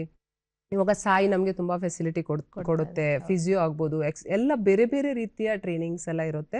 ಅದನ್ನೆಲ್ಲ ಅಟೆಂಡ್ ಮಾಡಿ ಯಾವ ರೀತಿ ಮಕ್ಕಳಿಗೆ ಟ್ರೈನಿಂಗ್ ಕೊಡಬೇಕು ಅದನ್ನು ಹೇಳಿಕೊಡ್ತೀನಿ. ಇವಾಗ ಸಮಾಜದ ಬಗ್ಗೆ ಹೇಳೋದಾದರೆ ಒಂದು ಮಾತು ನಂಗೆ ಹೇಳ್ಬೇಕು ಅನ್ಸುತ್ತೆ, ನಂಗೆ ಪರ್ಸ್ನಲ್ ಫೀಲ್ ಆಗಿರೋದು. ಆಮೇಲೆ ಹುಡುಗಿಯರಿಗೆ ಈ ರೀತಿ ಬೆಳೆಸ್ಬೇಕು, ಎಜುಕೇಷನ್ ಮಾಡಬೇಕು, ಅವರನ್ನು ಹೈಯರ್ ಲೆವೆಲಲ್ಲಿ ಕರ್ಕೊಂಡು ಹೋಗ್ಬೇಕು. ಓಕೆ, ಅದೇ ಹೈಯರ್ ಲೆವೆಲ್ ಹೋದ ಹುಡುಗಿನ ಯಾವ ರೀತಿ ಎಕ್ಸೆಪ್ಟ್ ಮಾಡಬೇಕು ಅನ್ನೋದನ್ನ ಬೇರೆಯವ್ರಿಗೆ ಹೇಳಿಕೊಟ್ಟಿರಲ್ಲ, ಹುಡುಗರಿಗೆ ಹೇಳಿಕೊಟ್ಟಿರಲ್ಲ, ಅಲ್ಲೇ ಕ್ಲಾಶ್ ಆಗುತ್ತೆ. ಸೊ ಇದು ಚೇಂಜ್ ಆಗಬೇಕಾಗುತ್ತೆ. ನಾನು ಕಬಡ್ಡಿಯಲ್ಲಿ ಮಕ್ಕಳಿಗೆ ಹೇಳ್ಕೊಡುವಾಗ ಗೇಮ್ ಬಿಟ್ಟು ನಾವು ರಿಲ್ಯಾಕ್ಸ್ ಮಾಡುವಾಗ ಈ ರೀತಿ ಸ್ವಲ್ಪ ಮಾತಾಡ್ತಾ ಇರ್ತೀನಿ. ಇದು ನನ್ನ ಪರ್ಸನಲ್ ಫೀಲ್ ಆಗಿರೋದು. ಅದು ಸರಿನೂ ಇರ್ಬೋದು, ರಾಂಗ್ ಇರ್ಬೋದು. ಯಾಕಂದ್ರೆ ನಾನು ಇಂಟರ್ನ್ಯಾಷನಲ್ ಒಂದು 11 ಇಂಟರ್ನ್ಯಾಷನಲ್ ಆಡಿದ್ದೀನಿ, ಬೇರೆ ಬೇರೆ ದೇಶಕ್ಕೆ ಹೋಗಿ. ಫಸ್ಟಿಗೆ ನಾನು ಇಂಡಿಯಾ ಆಡ್ಕೊಂಡು ಬಂದಾಗ ನಮ್ಮ ಊರವರ ರಿಯಾಕ್ಷನ್, ನಾನು PUC ಅಲ್ಲಿ ಪ್ರಾಕ್ಟೀಸ್ ಮಾಡಿ ಬರುವಾಗ ಲೇಟ್ ಆಗ್ತಾ ಇತ್ತು. ಅವಾಗ ನಮ್ಮ ಮನೆಗೆ ಹೇಳ್ತಾ ಇದ್ರು. ನಾನು ಅದು ನಮ್ಮ ಮನೆಯವರ ತಪ್ಪು ಅಥವಾ ಊರವ್ರ ತಪ್ಪು ಹೇಳಲ್ಲ, ನನ್ನ ಮನೆಯವರು ತುಂಬಾ ಸಪೋರ್ಟ್ ಮಾಡಿದ್ದಾರೆ. ಊರಲ್ಲೂ ಮನೆಗೆ ಬಂದು ಹೇಳ್ತಾ ಇದ್ರು. ಅವಾಗ ಅಷ್ಟು ಲೈಟ್ ಎಲ್ಲ ಇರಲಿಲ್ಲ ನಮ್ಮ ಮನೆ, ಕರೆಂಟ್ ಆಮೇಲೆ ಬಂದಿದೆ. ನೋಡಿ ಒಬ್ಳೆ ಹುಡುಗಿ, ಅದು 6:30-7 ಗಂಟೆ ಒಬ್ಳೆ ಬರ್ತಾಳೆ, ನಾಳೆ ಮದುವೆ ಮಾಡಬೇಕು, ಅವಳು ಫಸ್ಟ್ ಹುಡುಗಿ ಬೇರೆ, ಬೇಡ ಬೇಡ. ಅವಾಗ ನಮ್ಮ ಅಣ್ಣ ಆಗ್ಬೋದು, ಅಮ್ಮ ಪಪ್ಪ ಎಲ್ಲ ಯಾರಿಗೂ ಏನು ಹೆದರಿಲ್ಲ, ನೋಡೋಣ ಆಮೇಲೆ ನೋಡೋಣ, ಇವತ್ತು ಅವಳು ಚೆನ್ನಾಗಿದ್ದಾಳೆ ಓಕೆ ಅಂತ. ನನ್ನ ಮೇಲೆ ಅವ್ರು ಭರವಸೆ ತೋರಿಸಿದ್ರಲ್ವ, ನಂಬಿಕೆ ತೋರಿಸಿದ್ರಲ್ವ, ಅದನ್ನು ನಾನು ಉಳಿಸ್ಕೊಂಡ್ ಬರ್ತಾ ಇದ್ದೆ. ಅದೇ ಫಸ್ಟ್ ಇಂಡಿಯಾ ಆಡ್ಬೇಕಂದ್ರೆ ಮ್ಯಾಚ್ ಆಗಿ ನನ್ನ ಊರಿಗೆ ಬರುವಾಗ 2 ಗಂಟೆ ರಾತ್ರಿ. ಅವತ್ತು ಎಷ್ಟು ಜನ ಹೆಂಗಸರು, ಎಷ್ಟು ಜನ ಗಂಡಸರು ನನ್ನನ್ನು ರಿಸೀವ್ ಮಾಡಕ್ ಬಂದು, ಅವತ್ತಿಂದ ಎಲ್ಲ ಫ್ಯಾಮಿಲಿಯಲ್ಲಿ ಹೇಳ್ತಾರೆ, ನೋಡಿ ಮಮತನ್ ತರ ಆಗ್ಬೇಕು ನೋಡಿ. ಅಂದ್ರೆ ನಾವು ಚೇಂಜ್ ಮಾಡಬಹುದು ಅದನ್ನ, ಖಂಡಿತ ನಮ್ಮ ಆಲೋಚನೆಗಳನ್ನ ನಾವು ನಮ್ಮ ಸಾಧನೆ ಮೂಲಕ ಚೇಂಜ್ ಮಾಡಬಹುದು. ಆ ಛಲ, ಆ ಕಾನ್ಫಿಡೆನ್ಸ್ ಇರಬೇಕು, ಧೈರ್ಯ ಇರಬೇಕು. ಹುಡುಗಿ ಅಂತ ನಾವು ಚಿಕ್ಕಂದ್ರಿಂದನೂ ಅದೊಂದು ತಲೆಯಲ್ಲಿ ಹಾಕ್ಬಿಡ್ತಾರೆ, ನೋಡಿ ಹುಡುಗಿ ನೀನ್ ಹೋಗ್ಬೇಡ, ನೀನ್ ಹಂಗೆ. ಅದು ಸ್ವಲ್ಪ ಚೇಂಜ್ ಆದ್ರೆ ಸೇಮ್ ಅಂತ ಅನ್ಸುತ್ತೆ ನನ್ಗೆ. ಸ್ವಲ್ಪ ಕಷ್ಟ ಇರುತ್ತೆ, ಅದನ್ನ ನಾವು ಫೇಸ್ ಮಾಡ್ತೀವಿ. ಆ ಸ್ಟ್ರೆಂತ್ ದೇವ್ರು ನಮ್ಗೆ ಕೊಟ್ಟಿರ್ತಾನೆ. ಖಂಡಿತ. ಈಗ ಭುವನೇಶ್ವರಿ ಅವರು ಹೇಳ್ತಾ ಇದ್ರು, ಮಮತಾ ಅವರು ಹೇಳಿದ ಮಾತು ನಿಮ್ಮ ಲೈಫಲ್ಲೂ ಕೂಡ ಈಗ ಅನುಭವ ಆಗಿರುತ್ತೆ. ಈಗ ಹೊಸದಾಗಿ ಈ ಫೀಲ್ಡ್ ಅಲ್ಲಿಗೆ ಬರುವಂತಹ ಹೆಣ್ಣು ಮಕ್ಕಳಿಗೆ ಕೂಡ ಕೆಲವೊಂದಷ್ಟು ಈ ಪೌರವತಿಯನ್ನ ನಾವು ಆಯ್ಕೆ ಮಾಡ್ಕೋಬೇಕು ಅಂತ ಹೇಳಿದ್ರೆ ಅವರ ಮನಸ್ಸಲ್ಲಿ ಏನ್ ಥಾಟ್ ಇರ್ಬೇಕಾಗತ್ತೆ, ಅಥವಾ ಏನ್ ಆಲೋಚನೆಯಲ್ಲೇ ಅವ್ರು ಬಂದ್ರೆ ಸಕ್ಸಸ್ ಆಗ್ಬೋದು ಈ ಫೀಲ್ಡ್ ಅಲ್ಲಿ? ನಿಮ್ಗನ್ಸುತ್ತೆ? ಇಲ್ಲ, ಒಳ್ಳೆ ಕ್ವಶನ್ ಮ್ಯಾಮ್, ಇಂಟ್ರೆಸ್ಟಿಂಗ್ ಇದೆ. ಯಾಕಂದರೆ ತುಂಬ ಕಡಿಮೆ ಅಂದರೆ ಪೌರೋಹಿತ್ಯನ ಈಗ ಏನಿದೆ ಪಾಠಶಾಲೆಗಳು ಇವೆ, ಅಂದರೆ ವೇದಾಧ್ಯಯನ ಮಾಡ್ತಾ ಇದ್ದಾರೆ. ಕರ್ನಾಟಕದಲ್ಲಿ ಈಗ ಮೈತ್ರಿ ಗುರುಕುಲ ಅಂತ ಇದೆ, ಕಾವೇರಿ ಕನ್ಯಾ ಗುರುಕುಲಂ ಅಂತಿದೆ, ತೆಲಂಗಾಣದಲ್ಲಿದೆ, ಉಜ್ಜಯಿನಿಯಲ್ಲಿದೆ. ಸಾವಿರಾರು ಹೆಣ್ಮಕ್ಳು ವೇದಾಧ್ಯಯನ ಮಾಡ್ತಾ ಇದ್ದಾರೆ. ಬಟ್ ಪ್ರಾಕ್ಟಿಕಲ್ ಆಗಿ ಈಗ ನಾನೇನು ಯಜ್ಞ ಯಾಗಾದಿಗಳನ್ನು ಮಾಡ್ತಾ ಇದ್ದೀನಿ, ಷೋಡಶ ಸಂಸ್ಕಾರಗಳಲ್ಲಿ 15 ಸಂಸ್ಕಾರಗಳನ್ನು ಮಾಡಿಸ್ತಾ ಇದ್ದೀನಿ, ಅಂತ್ಯೇಷ್ಟಿ ಮಾಡ್ತಾ ಇಲ್ಲ. ಆ ಥರ ಆ ಪ್ರಾಯೋಗಿಕ ಪ್ರಾಕ್ಟಿಕಲ್ ಏನು ಬೇಕಲ್ಲ ಯಜ್ಞ ಯಾಗಾದಿಗಳನ್ನು ಮಾಡಲಿಕ್ಕೆ, ಅದು ತುಂಬ ಕಡಿಮೆ. ಬಟ್ ಯಾರು ಇದನ್ನು ಮಾಡ್ಲಿಕ್ಕೆ ಬಯಸ್ತಾರ ನಾ ಅವ್ರಿಗೆ ಹೇಳೋದಿಷ್ಟ ಅಂದ್ರೆ ನಾ ಮೋಸ್ಟ್ ವೆಲ್ಕಮ್ ಮಾಡ್ತೀನಿ. ಯಾಕಂದರೆ ನನಗೂ ಅದು ಬೇಕು, ಇದು ಪರಂಪರೆ ನಾವು ಉಳಿಸ್ಕೊಂಡು ಹೋಗಬೇಕು. ಯಾಕಂದರೆ ಇದು ವೇದ ನಮಗೆ ಎಲ್ಲೂ ಡಿಸ್ಕ್ರಿಮಿನೇಷನ್ ಮಾಡಿಲ್ಲ, ಜೆಂಡರ್ ಡಿಸ್ಕ್ರಿಮಿನೇಷನ್ ಎಲ್ಲೂ ನಾವು ವೇದದಲ್ಲಿ ಕಾಣಲ್ಲ. ಅದು ಆತ್ಮದ ಉದ್ಧಾರಕ್ಕಾಗಿ ಇರುವಂಥದ್ದು. ಅದಕ್ಕೆ ಎಲ್ಲರೂ ಈ ಜ್ಞಾನವನ್ನು ಪಡಿಬೇಕು. ಈಗ ಇನ್ನು ಪೌರೋಹಿತ್ಯ ಕಲಿಬೇಕಂತ ಬಯಸುವ ಯುವತಿಯರಿಗೆ ನಾ ಏನು ಹೇಳ್ತೀನಿ ಅಂದರೆ, ಫಸ್ಟ್ ಅವರು ಇಂಟ್ರೆಸ್ಟ್, ಇಚ್ಛಾಶಕ್ತಿ, ಜ್ಞಾನಶಕ್ತಿ, ಕ್ರಿಯಾಶಕ್ತಿ 3 ಇದ್ದರೆ ಮಾತ್ರ ಸಕ್ಸಸ್ ಸಿಗುತ್ತೆ. ಅದಕ್ಕೆ ಅವರಿಗೆ ಫಸ್ಟ್ ಇಂಟ್ರೆಸ್ಟ್ ಇರಬೇಕು, ಆಮೇಲೆ ಸೆಲ್ಫ್ ಕಾನ್ಫಿಡೆನ್ಸ್ ಇರಬೇಕು. ಯಾರಾದರೂ ಹೇಳಿದರೆ ಇದನ್ಯಾಕೆ ಮಾಡ್ತೀಯಾ, ತುಂಬ ಜನ ಇರ್ತಾರೆ, ಯಾಕೆ ಇದು ಮಾಡ್ತೀಯಾ, ನೀ ಮಾಡಬಾರ್ದು ಹಿಂಗೆ. ಆಮೇಲೆ ಭಯ, ಹೆಣ್ಮಕ್ಳಿಗೆ ಮಂತ್ರ ಅಂದರೆ ಗರ್ಭಕೋಶಕ್ಕೇನೆ ಆಗತ್ತೆ, ಇದು ಮಾಡಬೇಡ ಅದು ಮಾಡಬೇಡ ಅಂತ ತುಂಬ ಕಾಲು ಎಳಿತಾರೆ. ಆ ಎಲ್ಲ ಭಯ ನೀವು ಬಿಟ್ಟು, ಸಂಶಯಗಳನ್ನು ಬಿಟ್ಟು ನೀವು ಬನ್ನಿ. ಮತ್ತು ಅದೇ ಇದು ಮಾಡೋದ್ರಿಂದ ಹಂಗಾಗತ್ತೆ ಇದನ್ನೆಲ್ಲ ಅವರು ತಲೆಗೆ ಹಾಕೋಬಾರ್ದು. ಮತ್ತು ಅದು ಏನಂದರೆ ಡಿಟರ್ಮಿನೇಷನ್ ಬೇಕು, ಸ್ಟ್ರಾಂಗ್ ಡಿಟರ್ಮಿನೇಷನ್. ಒಮ್ಮೆ ಇಲ್ಲಿ ಬಂದ ಮೇಲೆ ಒಂದು 12 ಇಯರ್ಸ್ ತನಕನೂ ಅವ್ರಿಗೆ ವೇದ ಕಲೀಲಿಕ್ಕೆ 12 ಇಯರ್ಸ್ ಆದರೂ ತಗೊಳತ್ತೆ. ಸೊ ಅವ್ರು ನಿಯರ್ಲಿ ನಾ ಹೇಳಬೇಕಂದ್ರೆ 5 ಇಯರ್ಸ್ ಆದ ತಕ್ಷಣ ನಾವು ಉಪನಯನ ಸಂಸ್ಕಾರವನ್ನು ಕೊಡಬಹುದು, ಶಾಸ್ತ್ರ ವೇದಗಳು ಹೇಳ್ತಾವೆ. ಆದ್ದರಿಂದ 6 ಇಯರ್ಸ್ಲಿಂದ ಅವ್ರು ಏನಾದರೂ ಸ್ಟಾರ್ಟ್ ಮಾಡಿದರೆ ಇದು ಅಧ್ಯಯನವನ್ನು 25 ಇಯರ್ಸ್ ತನಕನೂ ಅದು ಕಂಟಿನ್ಯೂ ಆಗುತ್ತೆ. ಮತ್ತು ಇದರ ಜೊತೆ ಷಡಂಗ, ಶಿಕ್ಷಾ, ವ್ಯಾಕರಣ, ಛಂದಸ್, ಕಲ್ಪ, ನಿರುಕ್ತ, ಜ್ಯೋತಿಷ ಇದನ್ನು ಅವರು ಕಲಿಬೇಕು. ಇದನ್ನು ಕಲಿತ್ರೆ ಮತ್ತೆ ಸ್ವರ, ಅನುದಾತ್ತ, ಉದಾತ್ತ, ಸ್ವರಿತ, ಪ್ರಚಯ, ಕಂಪ, ಹೀಗೆ ಇದನ್ನ ಸ್ವರಯುಕ್ತವಾಗಿಯೇ ನಾವು ಮಂತ್ರವನ್ನ ಹೇಳಬೇಕು. ಸ್ವಲ್ಪ ಸ್ವರ ತಪ್ಪಿದ್ರೂ ಕೂಡ ಅಲ್ಲಿ ಅರ್ಥ ವ್ಯತ್ಯಾಸ ಆಗಿ ಅದು ಅನಿಷ್ಟ ಅಂದ್ರೆ ನೆಗೆಟಿವ್ ರಿಸಲ್ಟ್ಸ್ ಕೊಡತ್ತೆ. ಹೀಗೆಲ್ಲ ಇರುತ್ತೆ. ಅದಕ್ಕೆ ಅವರು ಕಲಿಬೇಕು. ಮತ್ತೆ ಮೇನ್ ನಾ ಹೇಳೋದಂದ್ರೆ ಶಿಸ್ತು ಇಂಪಾರ್ಟೆಂಟ್, ಡಿಸಿಪ್ಲಿನ್. ನಮ್ಮ ಋಷಿ ಮುನಿಗಳು ಏನು ಹೇಳ್ಕೊಟ್ಟಿದ್ದಾರೆ, ಈ ಫೀಲ್ಡಿಗೆ ಅವ್ರು ಬರ್ಬೇಕಂದ್ರೆ ಅದನ್ನ ಪಾಲಿಸ್ಬೇಕು. ಆಮೇಲೆ ಯಾರೋ ಏನೋ ಹೇಳಿದ್ರು ಅದು ಮನಸ್ಸು ಚಿತ್ತ ಚಂಚಲ ಆಗ್ಬಾರ್ದು. ಮತ್ತೆ ಹಿಂದೆ ಒಮ್ಮೆ ಕಾಲಿಟ್ಮೇಲೆ ಅದರಲ್ಲೇ ಅವರು ನಿರಂತರ ಸಕ್ಸಸ್ ಆಗೋವರೆಗೂ ಬರಬೇಕು, ಪ್ರಯತ್ನ ಮಾಡ್ತಾ ಇರಬೇಕು. ಮತ್ತೆ ಹಿಂದೆ ತೆಗಿಬಾರ್ದು ಯಾರೋ ಏನೋ ಹೇಳಿದ್ರು ಅಂತ ಹೇಳಿ. ಒಳ್ಳೆ ಅವಕಾಶಗಳಿವೆ, ನಾನಂದ್ರೂ ಮೋಸ್ಟ್ ವೆಲ್ಕಮ್ ಮಾಡ್ತೀನಿ. ಮತ್ ನಂದು ಯೋಜನೆಗಳಿವೆ, ಪಾಠಶಾಲಾ ಯಜ್ಞಶಾಲಾ ಮಾಡಿ ಯಾರು ಬೇಕಾದ್ರೂ ಬರ್ಲಿ ಅವ್ರಿಗೆ ನಾನು ಕಲಿಸ್ತೀನಿ. ಯಾವ ಜಾತಿ ಧರ್ಮ ಏನೂ ಇಲ್ಲ, ಹೆಣ್ಮಕ್ಳು ಬರ್ಲಿ ಇದನ್ನ ಬೆಳೆಸ್ಲಿ ಅಂತ ನಾ ಹೇಳ್ತೀನಿ. ಮುಂದುವರೆದ ಭಾಗ ವಾರ್ತೆಗಳ ನಂತರ.